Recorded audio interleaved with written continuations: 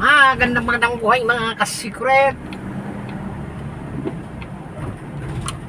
At dalawang araw na naman tayo bago makauwi ng bahay.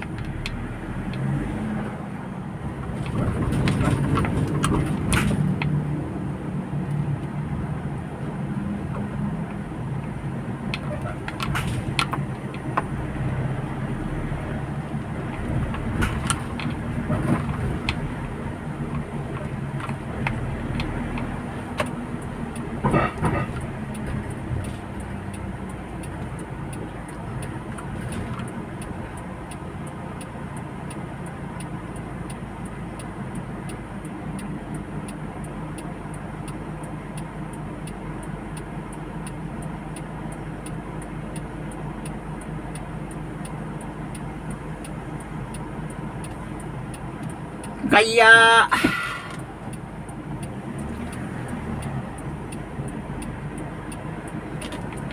ang gagawin natin, pauwi na tayo ngayon ng bahay. Yan.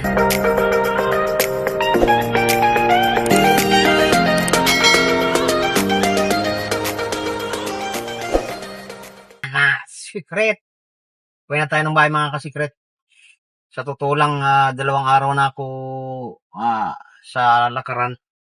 Pangalawang araw, pangalawang gabi, dalawang araw, dalawang gabi. Yun ang buhay natin sa shooting. Kasi mga ka-secret, kung may shooting, halimbawa may shooting dito, kagaya ngayon dapat meron pa ako diretso pa ako Ang nangyari, wala, hindi natuloy. So, uwi tayo muna sa bahay. Ganun lang yan mga ka-secret.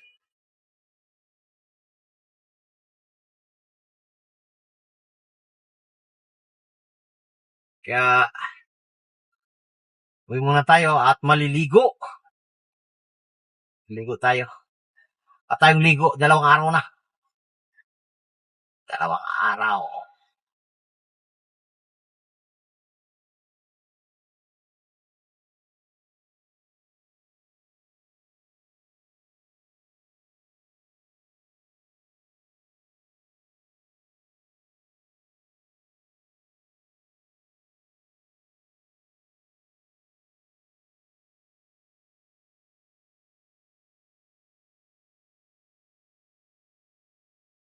Ay, ako!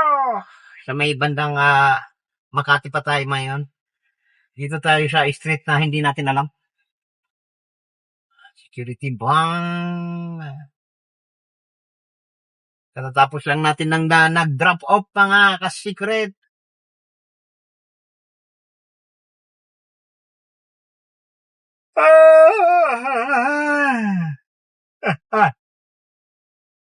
Nag-umpisa na yung antok natin. So, darating tayo sa bahay. Ano na yan? Tagis. Naka. Masyado na ba madali?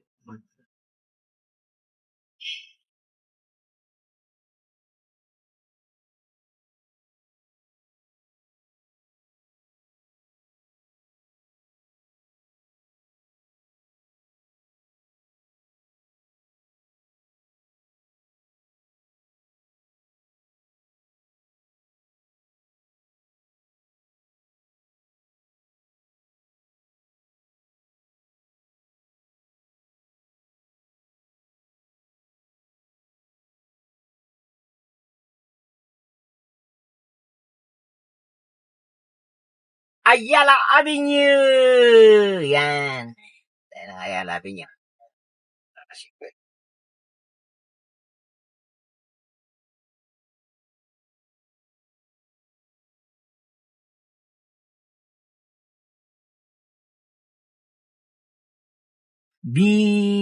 PBCom. PBCom. Yan, makasiret sa harap natin. Hindi na makikita kasi may ilaw na kasi yan PBCom. Kita mga kasikret yung nagbibisikleta.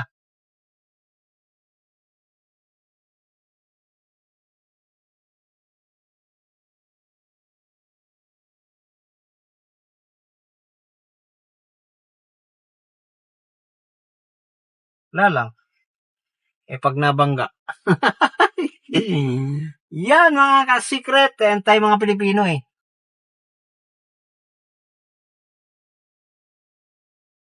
Aeropino. Tapos Ayala. Ay, dibala.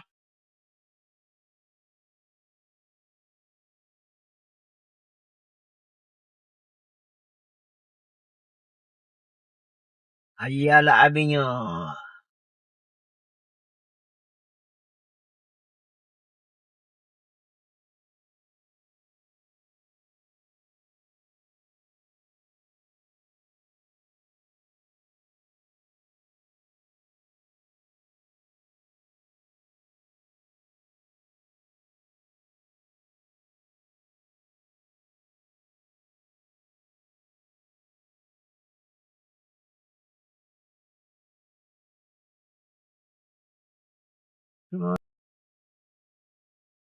Nasa third na tayo mga ka-secret. Yun yung kasama natin nauna na.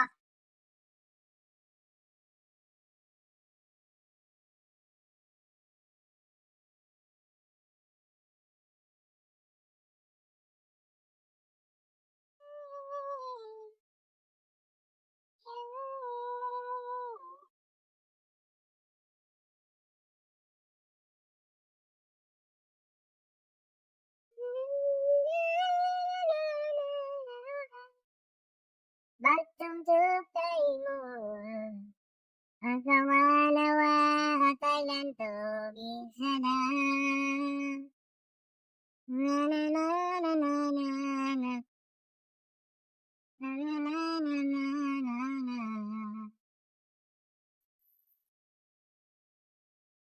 Malapit-lapit na tayo mga ka-secret. Nasa west. Ano ba to? West? North Fairview pala. North Fairview. Yan. Kaya mani popcorn. Medyo malabang ating camera. So yan. Atin alam kung gano'ng malabo. Malabo ba yung mata ko? Malabo na talaga yung camera.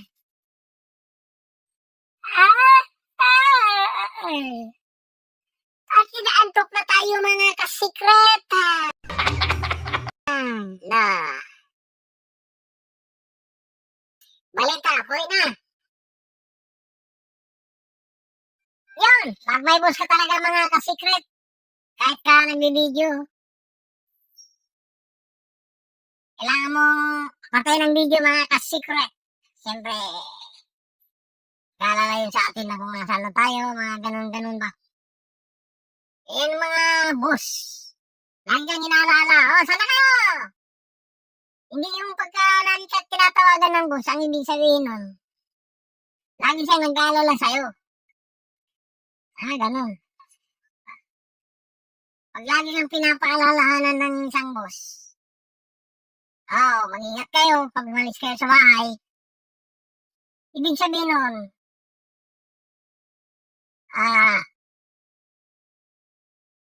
mahal niya kayo.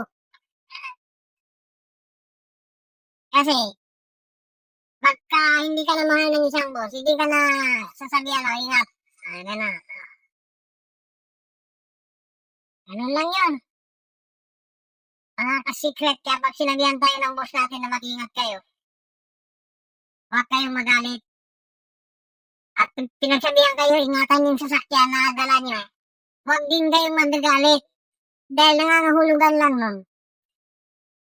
Mahal kayo dahil pagka hindi niyo iningatan yung sasakyan na dala nyo, sasakyan niya na dinala nyo, pag wala kayo ng pagka na disgrasya, kayo rin ang mawawala ng trabaho. Kaya, ibig sabihin nung pinaalalahanan ka nun, hindi yun ibig sabihin na sobrang siyang ingat sa kanyang sasakyan. Nandun na tayo. Pero, mayroon pa rin siyang pag-aalala sa buhay mo, mga ka-secret. Kasi, kasama ka doon sa sasakyan na yun, kung sakasakaling may mga problemang na hindi naman natin inaasahan. Yan, honey popcorn. Ang mga kasikret, pag pinagsabihan ako ng boss ko ng ganun, matutuwa ako eh. Yung tipong pinalalanan ko, ingat kayo sa daan, ingat ka, ingatan yung sasakyan natin. Ingatan yung sasakyan. Ibig sabihin lang ng pinalalahanan ganun. Hindi talaga sasakyan yun, yung pinuntun niya lang sasakyan. Pero ang ano nun, ikaw talaga yun. Dahil ikaw nga yung sasakyan, nabibili yan eh.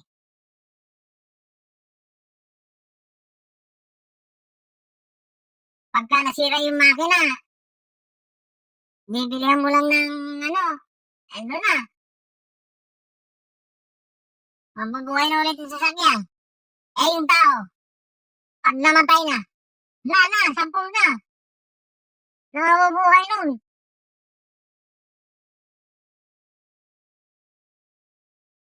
Maging alaala ka na lang. Ganon yun mga ka-secret. Hindi ang ibig sabihin magbinalalanan ka. Halimbawa, bago yung sasakyan niya. Tapos, siya yung binagbanero, sasabihin niya, ingatan mo, bago yan. Tama naman, bago. Huwag ka magtampo sa gano'n. Kasi normal yun sa mga taong may pera na na mayaman na ikaw yung kinuhang driver. Pinalalahanan ka lang nun. Hindi ibig sabihin nun na walang tiwala sa'yo. Pinaalalahanan ka lang niya.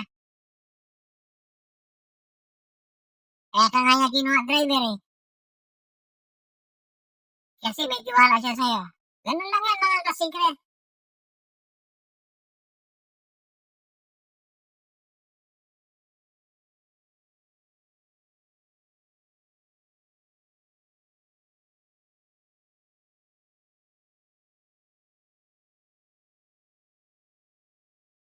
So yun lang.